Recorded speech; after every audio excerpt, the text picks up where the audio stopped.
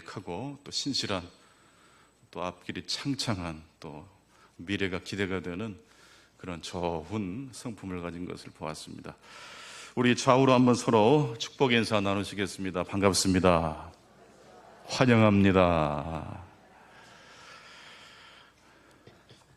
오늘은 사사기 강의 두 번째 시간, 두보라와 바락이라는 제목으로 말씀을 대언하도록 하겠습니다.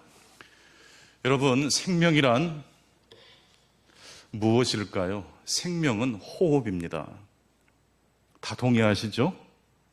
그런데 이 호흡을 조금 더 자세히 들여다보면 그 호흡에는 원리가 있습니다. 그냥 무턱대고 숨을 쉬는 게 아니고 정말로 이 생명이 계속 유지되고 풍성해지려면 이 호흡의 원리를 우리들이 들여다볼 필요가 있습니다. 숨이라는 것, 호흡이라는 것은 중요한 것이 바로 순서입니다.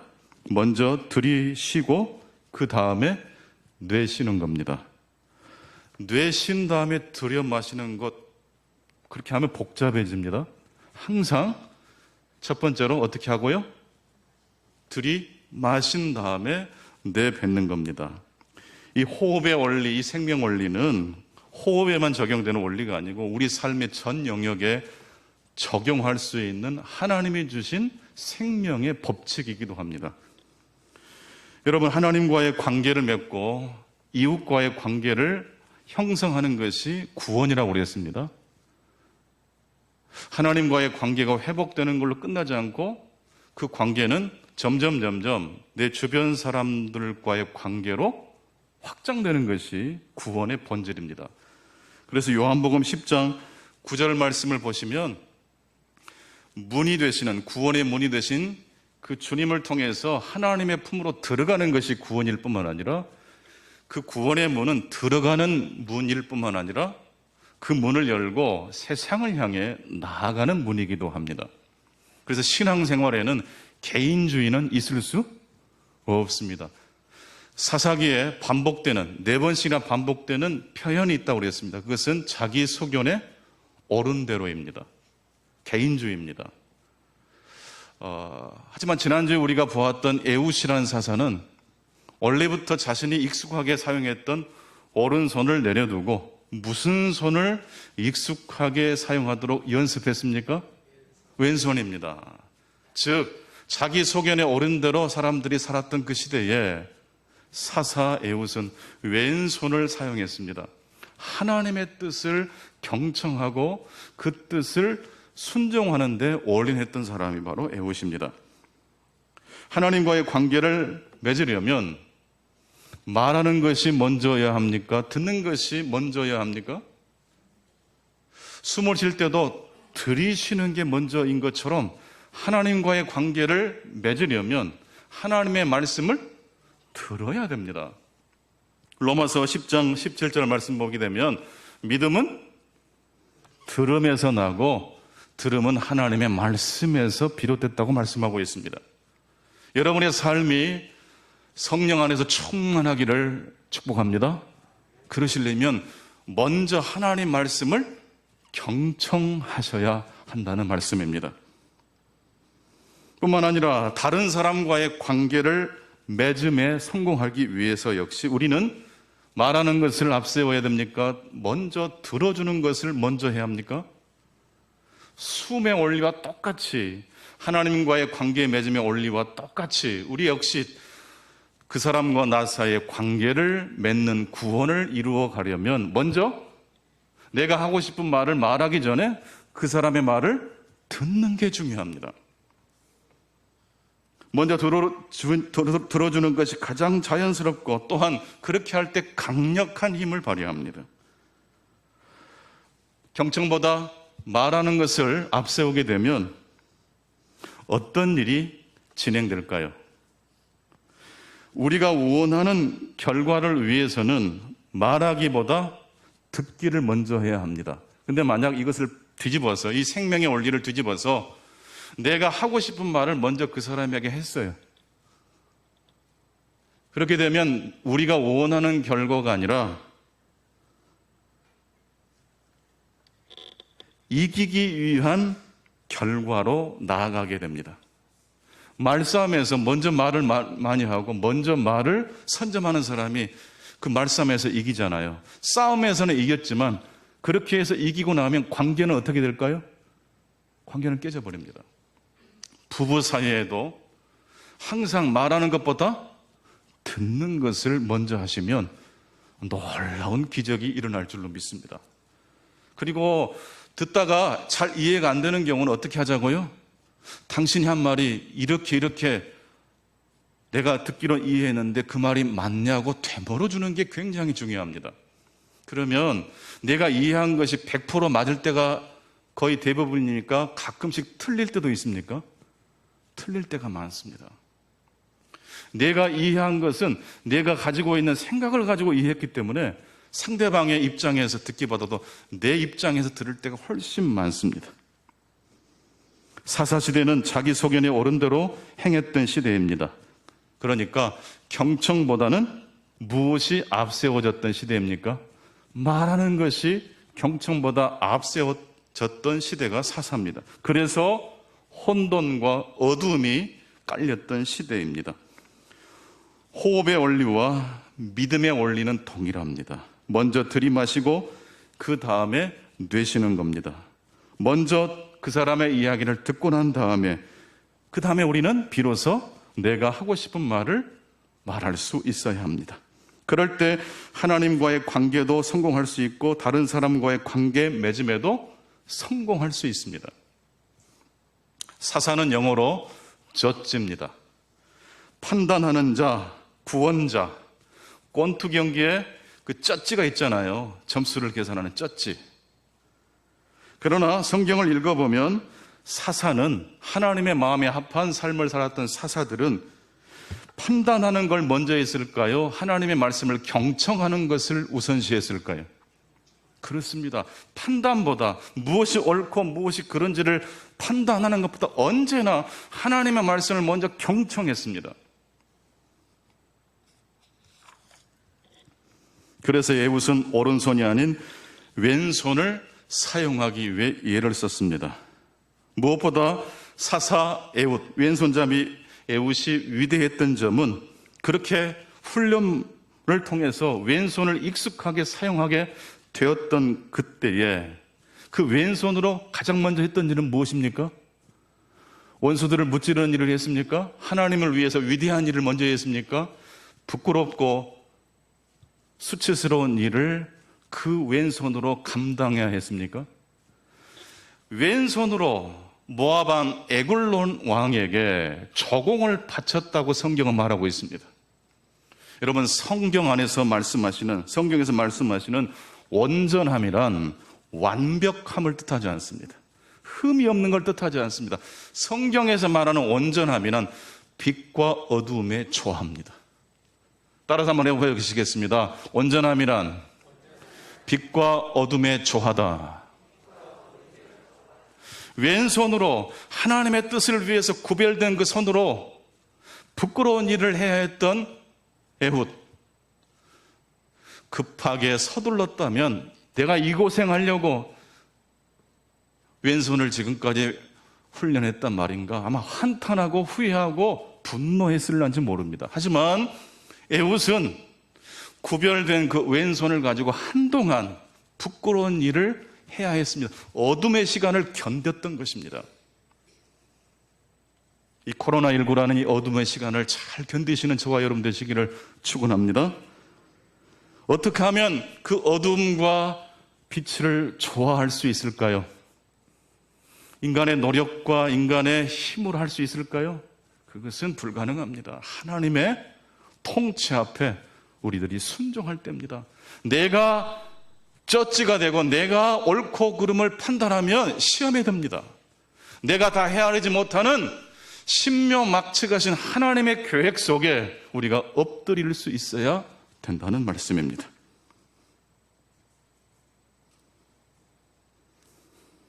그런데 오늘 사사기 4장 1절을 보니까 에훗이 죽고 나니까 이스라엘 자손이 또 여호와의 목전에 악을 행했다고 말씀하고 있습니다. 에훗이 죽고 나니까, 왼손잡이 에훗이 죽고 나니까 오른손이 아닌 왼손을 익숙하게 사용했던, 즉 말하는 것보다 하나님 말씀을 경청하는 데 올인했던 에웃이 죽고 나니까 이스라엘의 분위기가 어떻게 됐다고요? 다시 또 오른손을 사용하기 시작했다는 거예요. 자기 소견에 옳은 대로 행했다는 것이에요.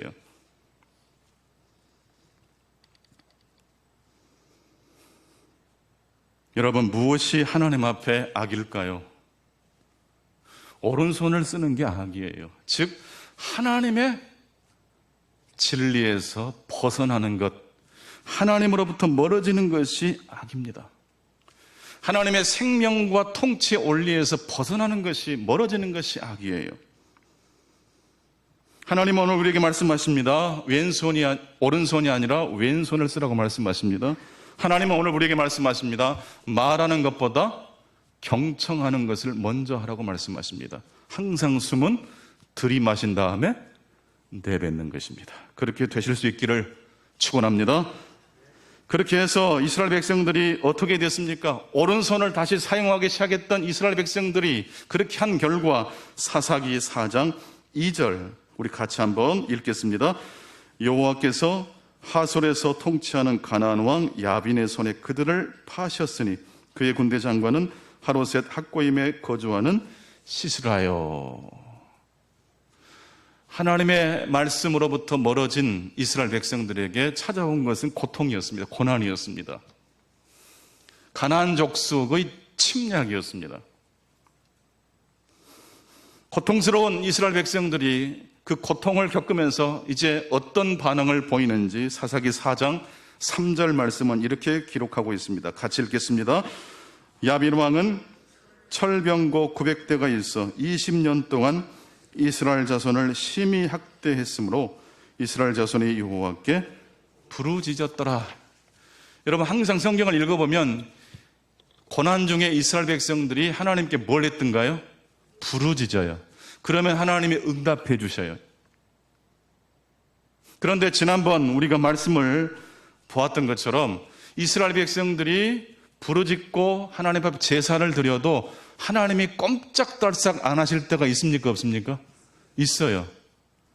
교회를 벗어났다가 이제 교회로 다시 돌아왔어요. 방탕한 삶을 끝마치고 교회로 돌아왔으나 여전히 그의 생각 속에는 자기가 왕이에요. 자기가 고집하는 대로 살려고 해요. 그런 사람들의 종교적 행위를 하나님은 받으십니까? 받지 않으십니까? 받지 않으세요. 회개가 없이 생각이 바꿔지지 않은 상태로 종교적 행위는 하나님의 마음을 움직일 수 없어요. 오늘 사사기 4장 3절 말씀을 히브리어 원문 순서로 다시 한번 화면을 통해서 함께 읽어보겠습니다. 먼저 사사기 4장 3절 전반 부분입니다. 같이 보실까요? 이스라엘 자손이 여호와께 부르짖었다. 그 다음 구절입니다. 왜냐하면 그에게 철병고 900대가 있었기 때문이다. 이스라엘 백성들이 부르짖었어요. 근데 왜 부르짖었어요? 왜냐하면 그들에게 뭐가 있었기 때문에요? 철병거 900대가 있었기 때문. 가나안 족속들에게, 야빈 왕에게 철병거 900대가 있었기 때문에 이스라엘 백성들이 하나님 앞에 못 살겠다고 구원해달라고 부르짖었어요. 3절 끝부분을 또 읽겠습니다. 시작. 그리고 20년 동안 이스라엘을 힘으로 압제했다. 이 말씀의 언어의 어순에 따르면 이스라엘 백성들의 부르짖음의 초점이 오른손을 사용했던 이스라엘 백성들의 잘못에 포인트를 두고 있습니까? 자신들의 과거에 포인트를 두지 않고 오히려 가나안 족속 그 철병거의 고통의 원인이라고 초점을 맞추고 있습니까? 그렇죠. 지금 초점이 제대로 맞춰진 것 같습니까? 엉뚱한 데를 초점을 맞추는 것 같습니까? 여러분, 회개는 초점이 정확해야 돼요. 다른 사람에게 탓을 하고 환경을 탓하는 건 회개의 본질이 아니에요. 회개의 본질은 내가 내 소견에 옳은 대로 살았던 지난날의 삶을 돌이켜 진정한 사사이신 더 저지이신 여호와 하나님께 내 인생의 방향을 바꾸는 것인 줄로 믿습니다.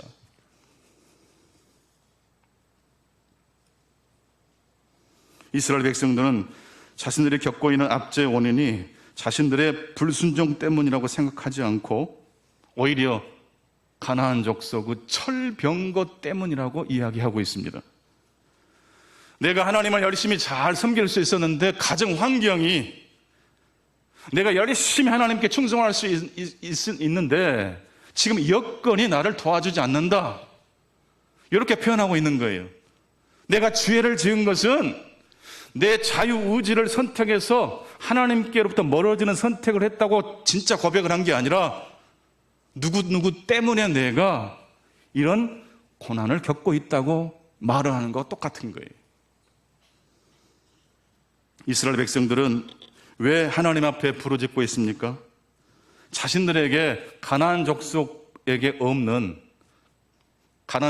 있는 이 군사력이 없기 때문에 고난을 겪고 있다고 말하고 있습니다. 왜냐하면 그들에게 철병거 900대가 있었기 때문이다. 오늘 우리의 삶의 위기는 환경의 위기일까요? 물질의 위기일까요? 한번 우리의 삶의 문제의 원인을 추적해 보십시다. 사사기 3장 마지막 절 31절을 보게 되면 삼갈은 소모는 막대기, 즉 철병거가 아니고 아주 원시적인 단순한 무기를 가지고 이스라엘을 적으로부터 구원했다고 말씀하고 있는 걸 알 수 있습니다. 그러니까 하나님의 말씀을 잘 경청해 보면 군사력의 차이가 압제의 원인이 될 수 있습니까? 없습니까? 없어요. 이스라엘 백성들은 핵심을 놓치고 있습니다. 왜 핵심을 놓치고 있을까요? 먼저 하나님의 말씀을 경청하고 있지 않기 때문입니다. 자기가 하고 싶은 말을 먼저 하나님께 쏟아놓고 있어요. 오른손을 가지고 문제를 바라보는 것과 왼손잡이로 문제를 바라보는 것은 전혀 같을 수가 없습니다.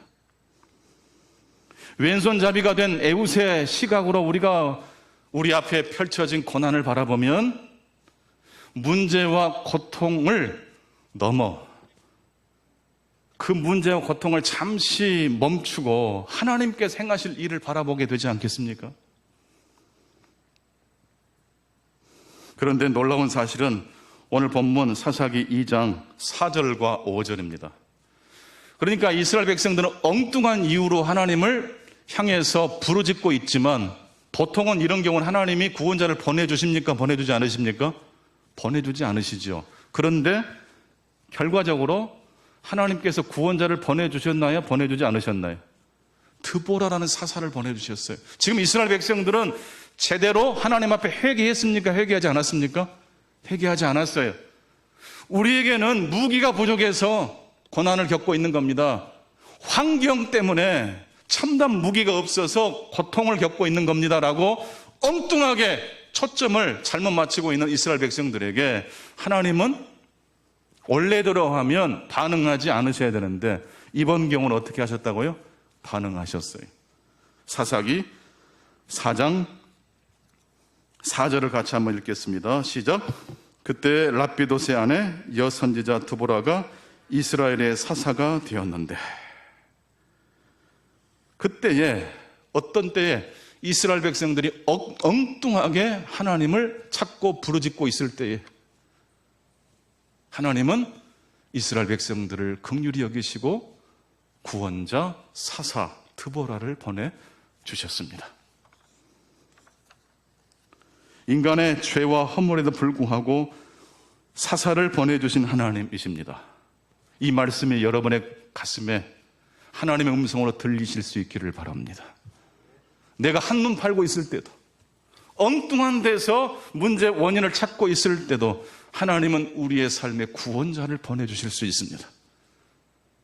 하지만 이 말씀을 이렇게 왜곡해서는 안 됩니다. 그래, 내가 엉뚱하게 잘못된 회개를 해도 하나님이 도와주신데 이게 우리를 합리화할 수 있는 이유가 됩니까? 이유가 되지 못합니까? 여러분, 우리가 아무리 하나님 앞에 불순종하고 하나님의 뜻에 멀어진다 할지라도 하나님의 구원과 계획은 계속 진행됩니까? 지장을 받으십니까? 계속 진행되는 줄로 믿습니다. 이게 하나님의 주권과 섭리예요. 인간이 죄를 짓고 엉뚱한 방향으로 흘러간다 할지라도 하나님은 그들에게 역사하시는 하나님이십니다. 그래서 우리가 조심해야 될 것은 내가 망가지고 잘못된 길로 가도 하나님은 여전히 섭리하시는 분이야. 내 신앙의 잘못을 회개하지 않고 그걸 합리화해서는 됩니까? 되지 않습니까? 되지 않습니다. 다시 한번 사사기 4장 4절 말씀을 읽어보겠습니다. 시작. 그때 라피도스의 아내 여선지자 드보라가 이스라엘의 사사가 되었는데, 이 말씀은 굉장히 언어를 읽어보면 어색한 문장으로 시작됩니다. 이렇게 시작됩니다. 드보라는 여자인 여선지자였다. 한번 따라서 해보겠습니다. 드보라는 여자인 여선지자였다. 굉장히 지금 어색한 문장이지 않습니까? 뭘 지금 대단히 강조하는 것처럼 보입니까? 드보라가 여정이라는 사실을 대단히 강조합니다. 즉, 에훗이 왼손잡이였다는 걸 강조한 것처럼 하나님은 이 드보라의 여성됨을 강조합니다. 그녀의 왼손잡이 모습을 강조하고 있는 것이나 마찬가지입니다. 드보라는 여자였음에도 불구하고 사사 역할을 감당하고 있습니다. 그럼에도 불구하고 하나님은 역사하신다는 말씀입니다. 왼손잡이에도 불구하고 에훗을 사용하셨습니다. 천한 신분이었던 삼갈의 비천한 신분에도 불구하고 하나님은 그를 사사로 사용하셨습니다. 드보라 같은 경우는 여성임에도 불구하고 그녀를 이스라엘의 구원자로 보내주셨습니다. 우리 한번 같이 고백해 보실까요? 그럼에도 불구하고 하나님은 일하십니다. 믿으십니까? 그럼에도 불구하고 하나님이 일하십니다. 이것이 오늘 우리에게 주시는 하나님의 첫 번째 메시지입니다. 그리고 오늘 본문을 통해서 하나님이 주신 두 번째 메시지 역시 그럼에도 불구하고입니다. 하나님께서 말씀하시는 그럼에도 불구하고와 두 번째 그럼에도 불구하고는 약간 차이가 있습니다. 두 번째 그럼에도 불구하고는 여호와 하나님께서 이스라엘 백성들에게 하신 말씀이 아니라 드보라 선지자가 이제 바락을, 이스라엘에서 한 장수 바락을 선택해서 하나님의 명령과 약속을 제시합니다. 네가 일어나면, 이스라엘 백성들을 군대를 모집해서 일어나면 하나님이 너의 손에 가나안 족속 야민의 군대를 맡기실 것이다. 그리고 너로 하여금 하나님의 영광을 돌리게 할 것이다. 이게 드보라 사사가 바락에게 했던 말씀입니다. 그 하나님의 메시지를 듣고 난 바락이 어떤 반응을 보입니까? 자, 오늘 본문 사사기 4장 7절부터서 우리 함께 9절까지 읽어보시겠습니다. 7절부터 9절입니다. 시작. 내가 야벨의 군대 장관 시스라와 그의 병거들과 그의 무리를 기송강으로 이끌어 내게 이르게 하고 그를 내 손에 넘겨주리라 하셨느니라. 바락이 그에게 이르되 만일 당신이 나와 함께 가면 내가 가려니와 만일 당신이 나와 함께 가지 아니하면 나도 가지 아니하겠노라 하니 이르되 내가 반드시 너와 함께 가리라. 그러나 내가 이번에 가는 길에서는 영광을 얻지 못하리니 이는 여호와께서 시스라를 여인의 손에 파실 것임이라 하고 드보라가 일어나 바락과 함께 게데스로 가니라. 바락의 그럼에도 불구하고는 어떤 그럼에도 불구하고입니까? 하나님의 명령과 약속에도 불구하고 그는 드보라 사사의 참전을 요구하고 있습니다. 그 결과 어떤 일이 벌어졌습니까? 하나님의 약속이 바락의 손에서 누구의 손으로 옮겨집니까? 한 여인의 손으로. 아직 이름이 밝혀지지 않았어요. 뒤에 읽어보면 야엘이라는 여인이 시스라를 바락 대신 죽이고 하나님의 영광을 드러냅니다. 그러나 내가 이번에 가는 길에서는 영광을 얻지 못할 것이다. 왜냐하면 여호와께서 이제 바락의 손이 아니라 한 여인의 손에서 시스라를 파실 것이라고 말씀하셨기 때문입니다. 왜 이런 일이 벌어진 것입니까? 바락의 손에 시스라를 넘겨주시겠다는 하나님의 약속이 9절 말씀에 갑자기 변경되어 한 여인의 손으로 옮겨지고 있습니다. 하나님의 축복이, 나에게 약속된 하나님의 축복이 누군가로 옮겨갔어요. 왜 이런 일이 벌어졌습니까? 그 이유가 바로 8절에 나옵니다. 다시 한번 8절을 같이 읽어보겠습니다. 시작. 바락이 그에게 이르되 만일 당신이 나와 함께 가면 내가 가려니와 만일 당신이 나와 함께 가지 아니하면 나도 가지 아니하겠노라 하니. 문제의 원인, 그 축복이 바락의 손에서 야엘의 손으로 옮겨진 원인은 누구의 문제라고 성경은 이야기합니까? 바락입니다. 바락 스스로 자신에게 주어진 하나님의 약속을 저버리고 만 것입니다. 드보라, 당신이 나와 함께 전쟁에 참전하면 내가 가겠습니다. 이미 하나님의 약속은 너를 통해서 이스라엘을 구원하시겠다고 말씀해 주셨는데 바락은 굳이 조건을 붙입니다. 바락은 하나님의 명령보다 인간 지도자를 더 의지하는 부정적인 모습을 보이고 있습니다.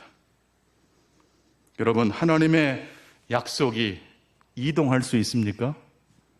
하나님이 축복을 주시겠다고 약속하신 것이 영원합니까? 때로 그것이 다른 사람에게로 이동할 수 있습니까? 다시 한번 묻겠습니다. 혹시 여러분에게 약속된 하나님의 약속이 여러분의 불순종 때문에 다른 사람으로 옮겨질 수 있습니까? 없습니까? 있어요. 그걸 오늘 본문이 이야기하고 있는 거예요. 하나님의 구원 계획은 계속 진행되지만 그 하나님의 구원 계획 속에 포함되어 하나님의 뜻대로 사용될 수 있는 놀라운 축복을 놓쳐버린 사람이 바락입니다. 이후 바락이 전쟁터에서 어떻게 전쟁을 치르고 있는지를 한번 살펴보면 그의 초점이 어디에 포커스를 맞추고 있는지를 알 수 있습니다. 사사기 4장 15절 16절 우리 한번 같이 읽겠습니다. 사사기 4장 15절 16절 시작. 여호와께서 바락 앞에서 시스라와 그의 모든 병거와 그의 온 군대를 칼날로 혼란에 빠지게 하시매 시스라가 병거에서 내려 걸어서 도망한지라. 바락이 그의 병거들과 군대를 추격하여 하로셋 학고임에 이르니 시스라의 온 군대가 다 칼에 엎드러졌고 한 사람도 남은 자가 없었더라. 지금 누구를 잡아야 됩니까? 이 전쟁에서 우두머리인 시스라를 잡아야 되는데 지금 바락은 시스라를 쫓고 있습니까? 철병고 900도에 초점을 맞추고 있습니까? 여전히 이 바락의 초점이 맞지 않습니다. 이 전쟁의 승패가 마치 철병거에 달려있는 것처럼 행동하고 있습니다. 저와 여러분의 인생의 초점이 하나님의 약속의 말씀이 되실 수 있기를 축복합니다. 우리의 소견에 옳은 대로가 아니라 하나님의 약속의 말씀을 신뢰하시고 나아가실 수 있기를 바랍니다. 바락이 왜 하나님의 약속과 축복을 받지 못하게 됐습니까? 그는 하나님을 경외한 게 아니라 사실은 철병거를 숭배했던 사람입니다. 요즘 말로 하면 돈을 숭배한 사람이에요.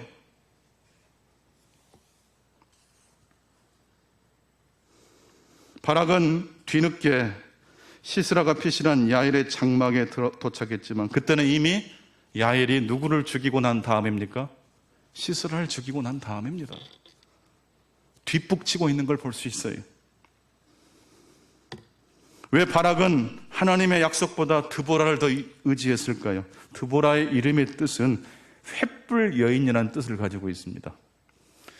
원래 그 인물됨이 이름 속에 담겨 있거든요. 횃불 여인, 굉장히 강력하잖아요. 그러니까 이 여인만 전쟁터에 데려가면 전쟁은 승률, 전쟁에서 이길 승률이 몇 %일까요?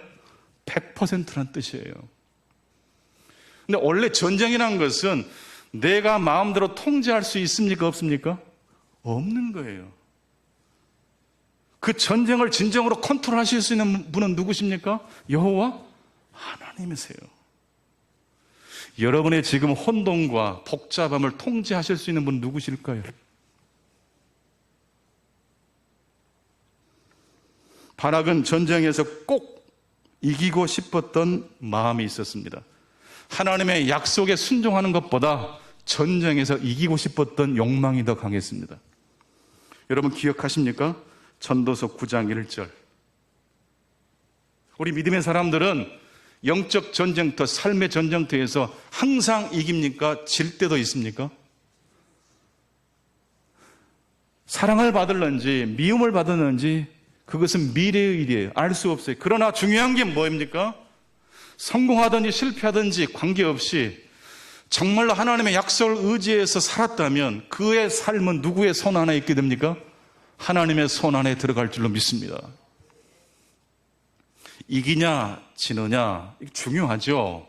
사업에 성공하느냐 실패하느냐 중요한 문제입니다. 그러나 이기고 지고 하는 문제보다 더 중요한 문제가 있어요.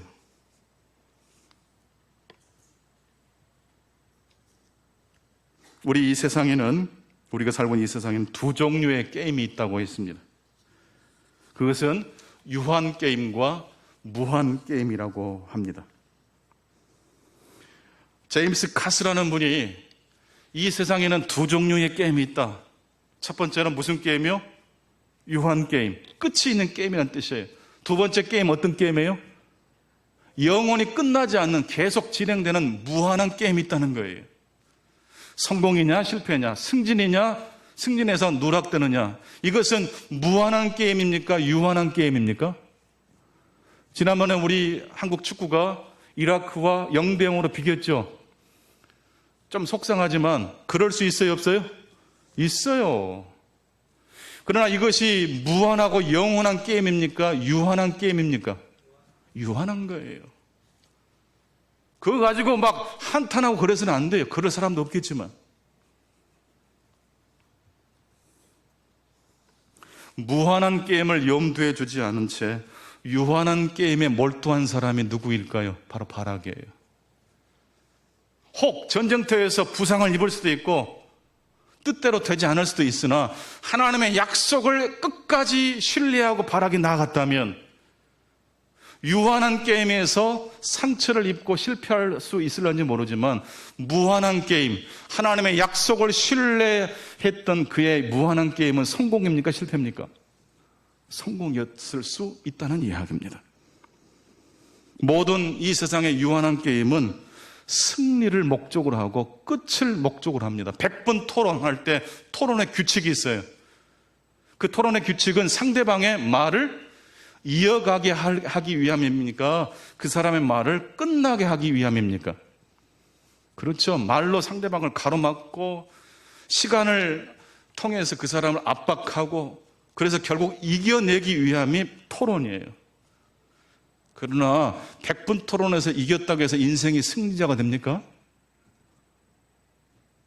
100분 토론의 토론 규칙보다 더 중요한 것은 인생의 삶의 규칙입니다. 여러분, 숨의 원리는 들여 마신 다음에 내뱉는 겁니다. 그 사람과 관계를 맺는 데 성공하려면 경청하고 그 다음에 뭐 하자는 거죠? 말하자는 거예요. 이건 100분 토론과 다른 거예요. 무한한 게임의 목적은 계속 게임이 멈추지 않고 진행되는 거예요. 이게 영생이에요. 세상 일반 직업은 은퇴가 있어요. 끝이 있어요. 그러나 그리스도인으로서 살아가는 것은 은퇴가 있습니까? 없습니까? 없어요. 그래서 우리 그리스도인이 숨을 쉬듯이 항상 하나님 앞에 이 생명의 원리를 붙들고 나아가야 됩니다. 먼저 하나님 말씀을 경청하시기 바랍니다. 항상 기뻐하고 쉬지 말고 기도하고 범사에 감사하실 수 있기 바랍니다. 이게 무한한 게임의 생명의 법칙이에요. 여러분이 오늘부터 항상 기뻐하고 쉬지 말고 기도하고 범사에 감사해 보십시오. 여러분의 주변에 사람들이 드글드글 끌 거예요. 여러분의 손 한번 만져보고 싶어 할 거예요. 그러나 옳고 그름을 판단하고 그 사람의 이야기를 끊고 그 게임에서 이기려는 목적으로 모든 삶의 에너지를 투자한다면 유한한 게임에서 승자가 될 수 있을지 모르지만 그걸로 끝이에요.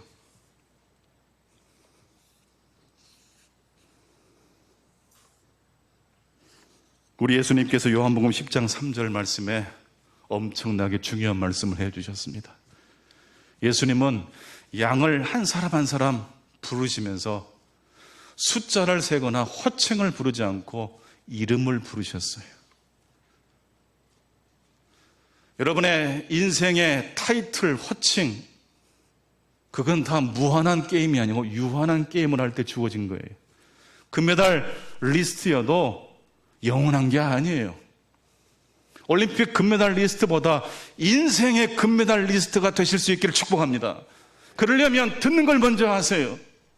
경청이 먼저예요. 그리고 나중에 말을 하세요. 그러면 그 사람과 여러분의 관계는 영원할 줄로 믿습니다. 챔피언이란 타이틀은 그 게임에서 승리한 다음, 그 게임이 끝난 다음에 주어지지만 사람의 이름은 언제 주어집니까? 인생을 시작할 때, 태어날 때, 아직 어떤 일을 성취하기 전에 주어지는 게 이름입니다. 그래서 이름을 부르는 게 중요해요. 호칭보다, 타이틀보다 더 중요한 게 내 존재의 존엄성인 줄로 믿습니다. 하나님은 오늘 또 우리들에게 과장, 부장, 사장으로 호칭하지 않으시고 한 사람 한 사람의 존재를, 이름을 부르시는 하나님이신 줄로 믿습니다.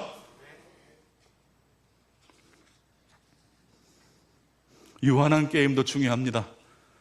하지만 언제나 그 유한한 게임은 끝이 있다는 사실을 기억하십시오.